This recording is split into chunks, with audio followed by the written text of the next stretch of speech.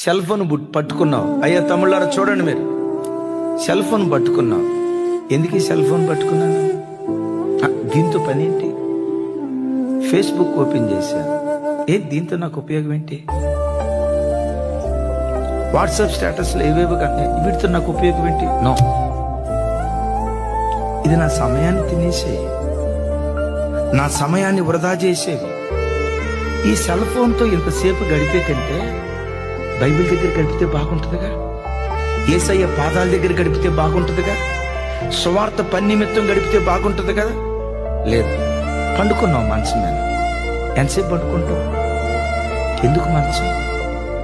లేదు, 2-3 దగ్గర కూర్చున్నావు, అసికేస్తున్నారు. ఈ ముచ్చట అవసరమా?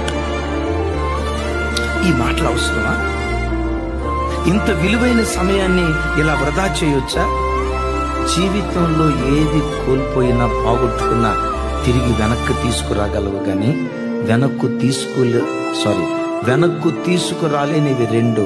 ఒకటి పోగొట్టుకున్న జీవితం, రెండవది కోల్పోయిన సమయం.